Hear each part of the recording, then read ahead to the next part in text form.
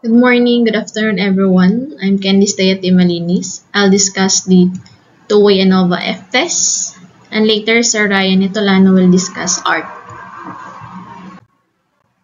So here are the overview: history, description, assumptions, sample problem, computation using three methods, manual Excel, Jamovi, or SPSS. So disclaimer lang, may papakita na lang akong ng videos para maintindihan nyo paano siya isolve manually. So, history analysis of variance ANOVA is a statistical technique used to compare means of different groups. The two-way ANOVA extends this concept to analyze the effects of two independent categorical variables, factors on a continuous dependent variable.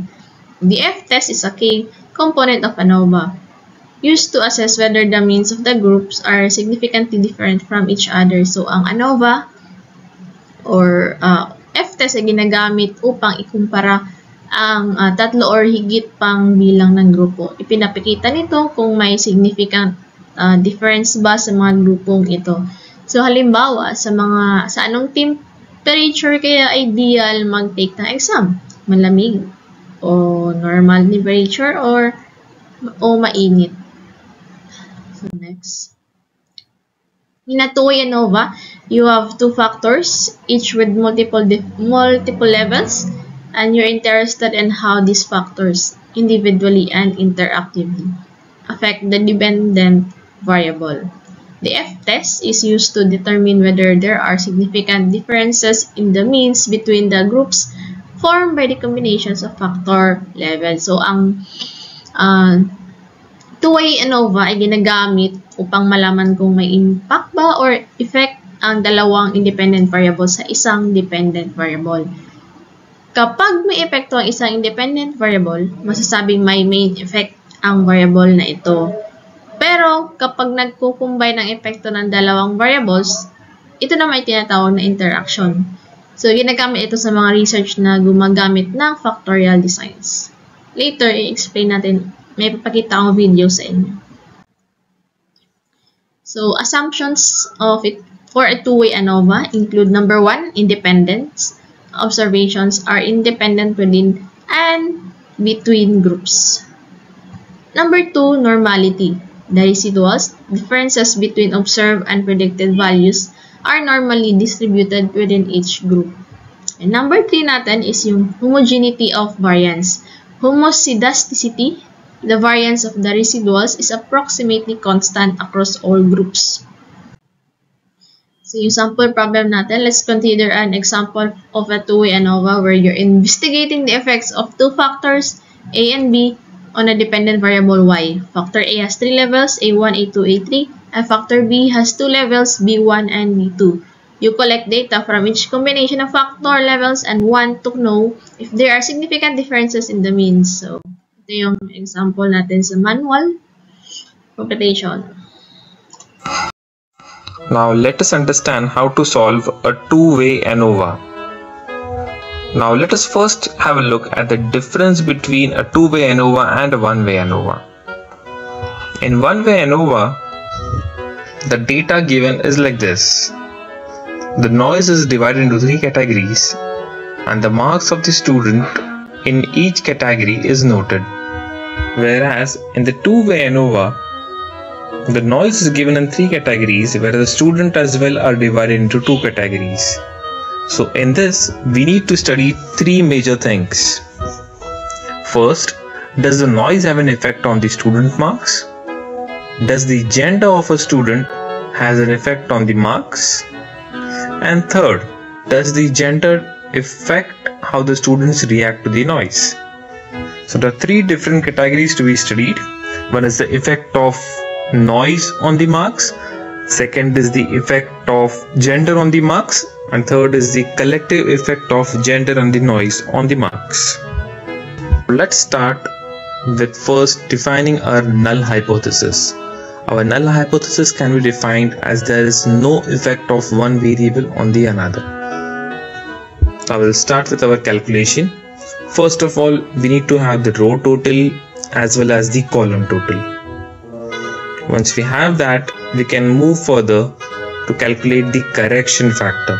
Just as in the case of one-way ANOVA, The correction factor is given by the square of the summation of all the given readings divided by number of observations.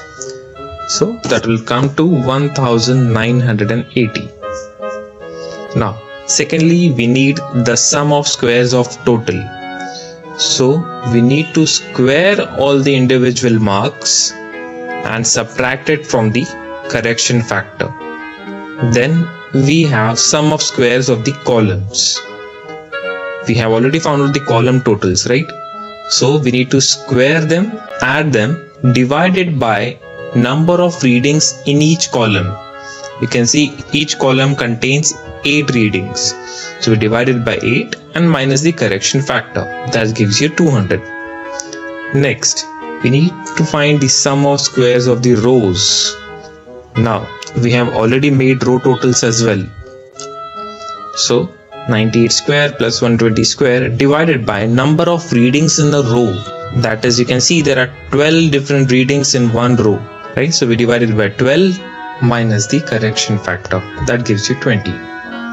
The next comes sum of squares within groups. Now there are 6 different groups which are formed. Male student with low, medium and loud noise, and female students with low, medium and loud noise.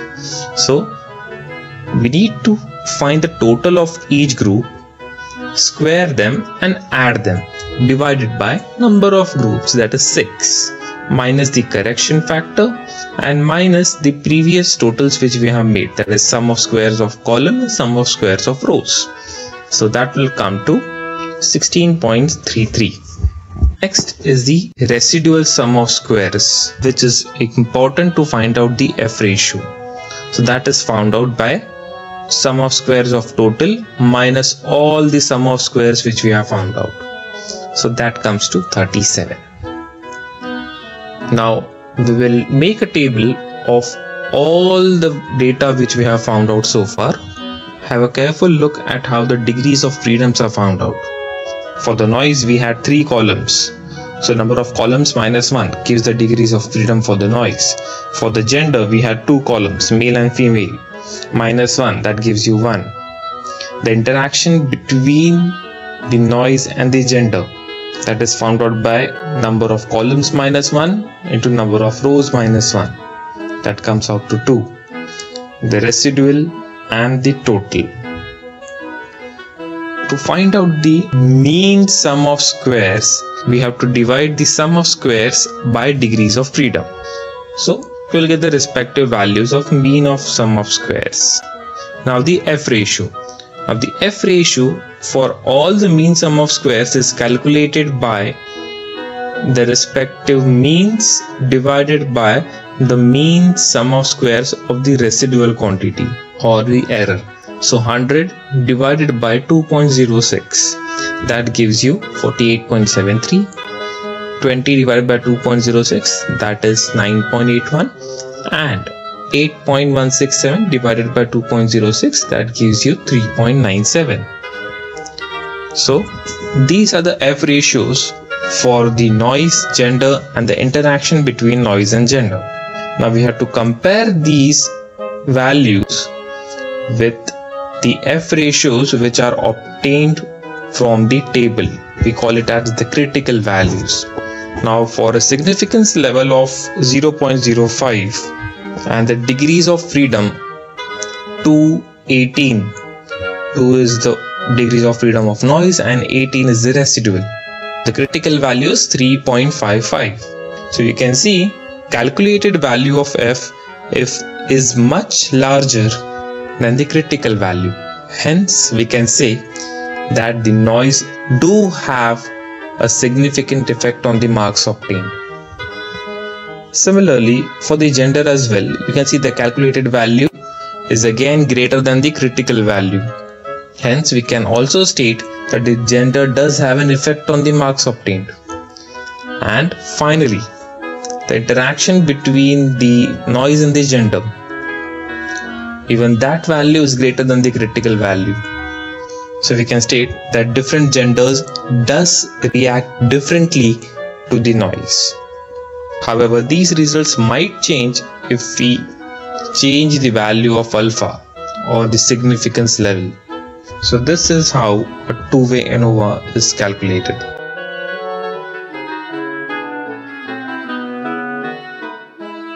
So, sa Excel naman tayo, input your data in an Excel worksheet. Use the built-in ANOVA tool in Excel's data analysis add-in. Specify the factors and dependent variable. And Excel will compute the F-statistic, p-values, and other relevant statistics. So, here are the examples. Halimbawa, dito sa ating example, meron tayong respondent number from 1 to 36. Meron tayong factor A, yun yung ating unang independent variable. Meron tayong time 1, time 2, time 3, and time 4. We have also our factor B, yung strategy 1, strategy 2, and strategy 3. And then we have the summative score, measured in terms of rating. So ito yung tinatawag natin nasa parametric data. Ngayon, ano yung ating tanong dito sa ating problem na to? So halimbawa, ang ating problem dito ay aalamin natin yung effect noong factor A, which is time, and yung factor B, which is the strategy utilized by the teacher on the summative score of the students. So we selected 36 students or respondents. Ang tanong dito, meron bang epekto o meron bang pagkakaiba-iba yung score ng mga bata as affected by the time and strategy employed by the teacher? Example, kapag ba yung subject na kinuhanan natin ng summative score, for example, research subject, ay inoffer ng time 1, yun yung first period sa umaga or last period sa umaga,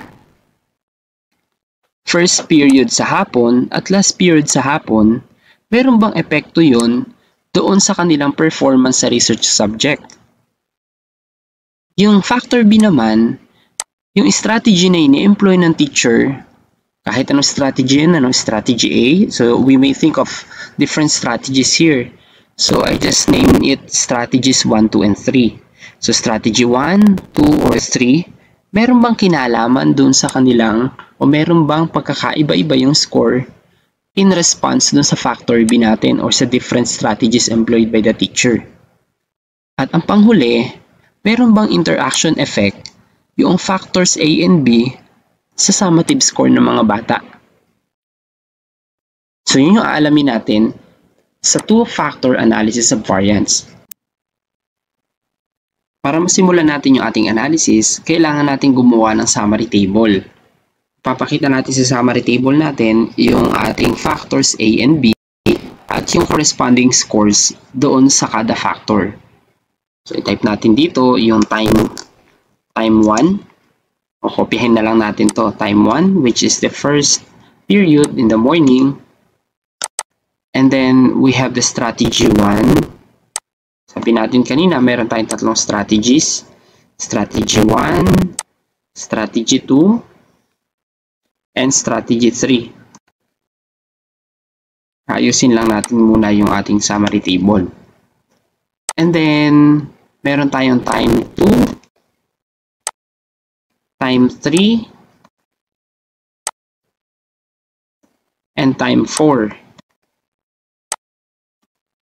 Yan, ito yung ating summary table.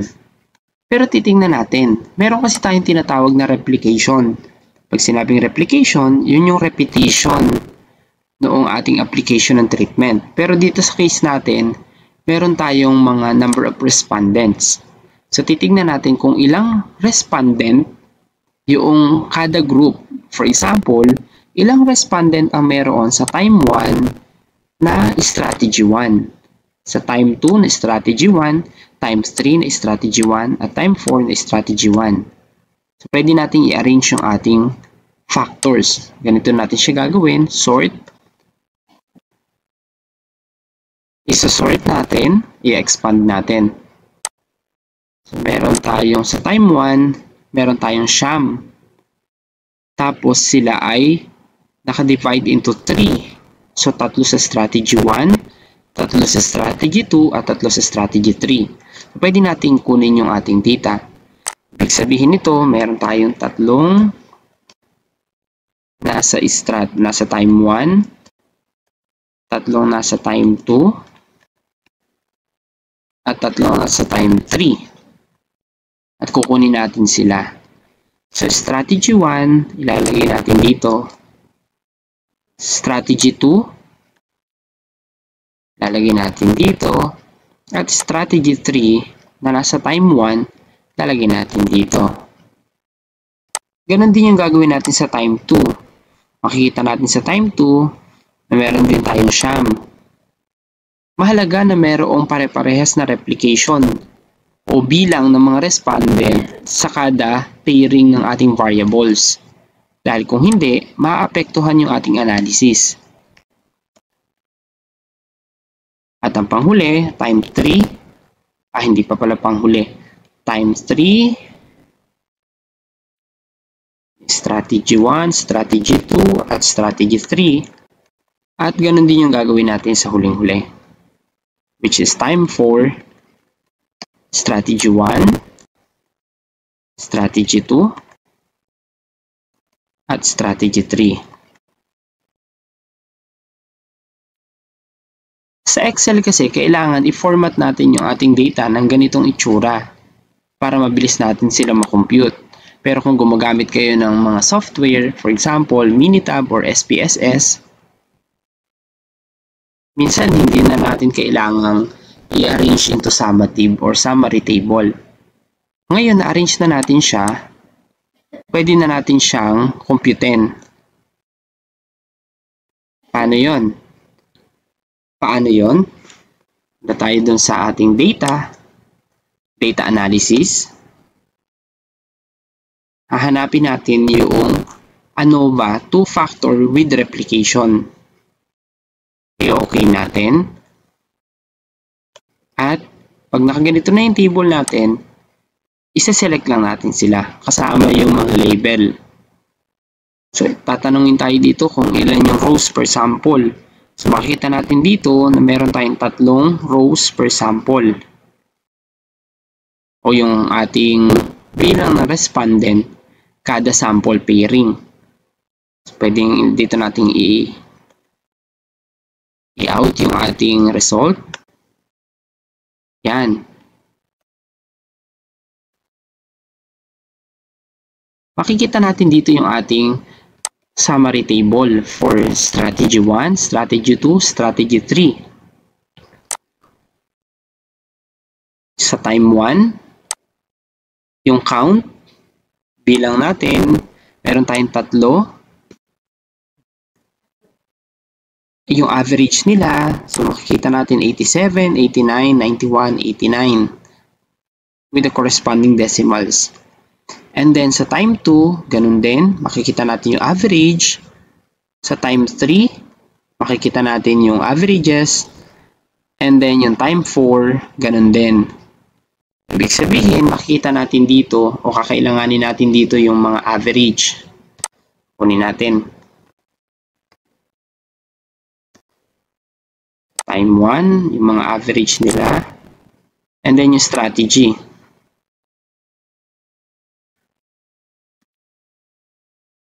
Natin para meron tayong pinaka-summary o yung ating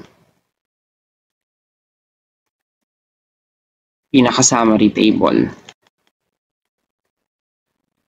Send lang natin. Sa time 2, kailangan din natin o kakailanganin din natin time 2, time 3, and time 4. Bakit mahalagang i-copy natin sila? Dahil pagdating natin sa analysis, mabilis natin may interpret yung result. Yan, meron na tayo ngayong table or summary table. Kopyahin natin sa ilalim. Ngayon, makikita natin dito, ito yung factors. Yan, yung factor 1, and then yung factor 2. Ayusin lang natin.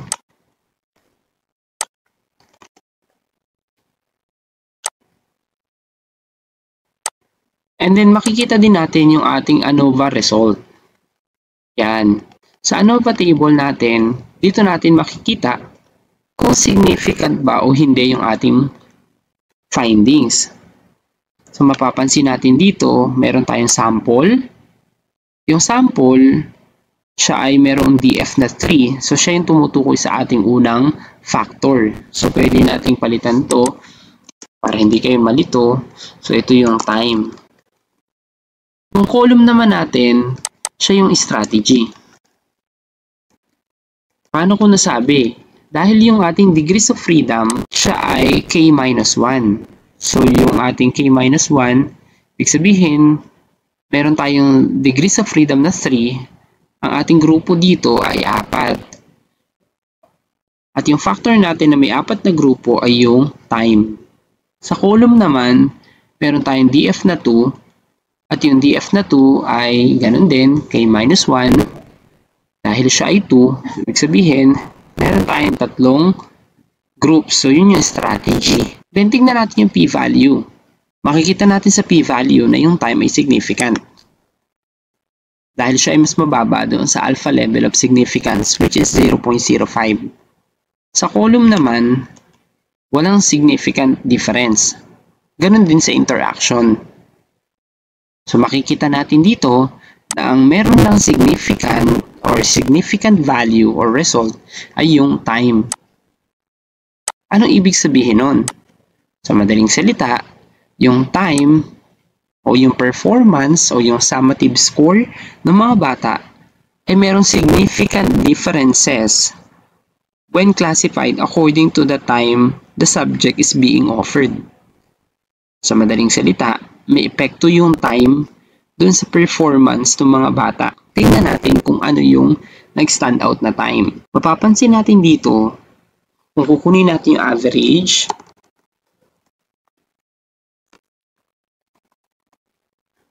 na ang may pinakamataas na average ay yung time 1. At ang may pinakamababa ay yung time 2. Sa madaling salita, merong significant difference.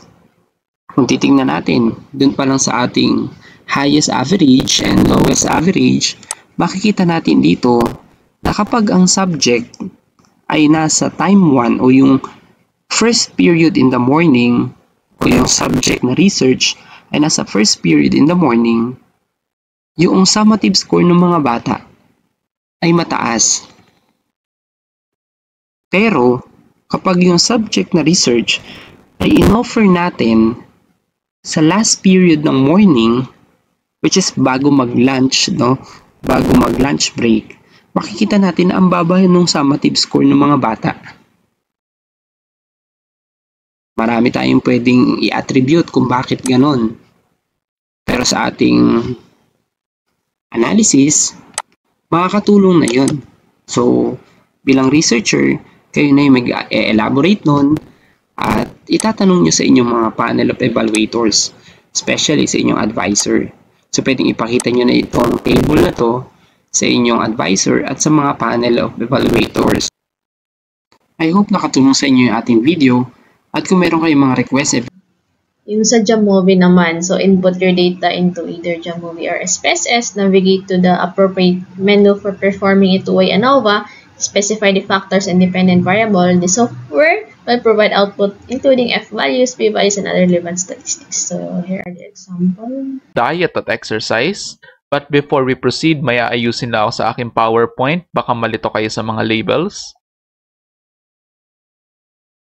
Ayan, maayos na. So, pinagpalit ko lang yung dalawang headers na ito. Okay, kasi ako mismo na-overlook ko. But anyway, tingnan natin itong ating dataset. Kumbaga, tinitingnan natin, di ba? Kapag nagpapapayat, hindi lang naman yung diet ang mahalaga, kundi yung exercise din. And obviously, alam nyo rin to, minsan yung diet hindi siya sapat. Kailangan meron ka pang ibang gagawin para maging physically healthy ka. Kaya sa hypothetical data na ito, kunyari nag-invite tayo ng 16 na tao na maging participants natin sa isang medical research or research kunyari sa isang course na related sa physical health. Tapos, ang ginawa natin, iba-iba yung kanilang diet plan o exercise plan.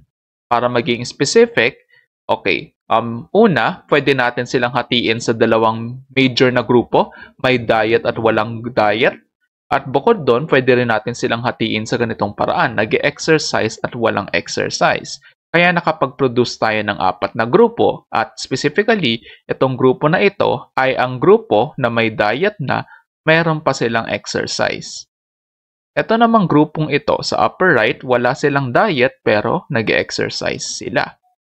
Etong grupo na to sa lower left, meron silang diet pero wala silang exercise. At itong grupo na ito nasa pinaka lower right, pinaka dulo, ito po ay grupo na wala nang diet, wala pang exercise. Typically, ito yung tinatawag natin sa experimental psychology o experimental research na control group. Wala talaga tayong kahit anong klaseng intervention sa kanila upang malaman kung ano bang epekto ng intervention para maikumpara natin sila sa taong hindi nakaranas o hindi naka-receive ng kahit anong intervention. Okay, kumbaga nga, ano ba yung epekto nung umiinom ka ng gamot sa hindi ka umiinom ng gamot? So, halimbawa lang naman yon.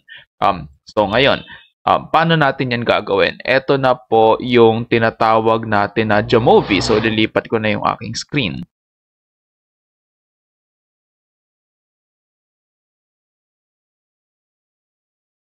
Okay, ito na po yung interface ng Jamovi.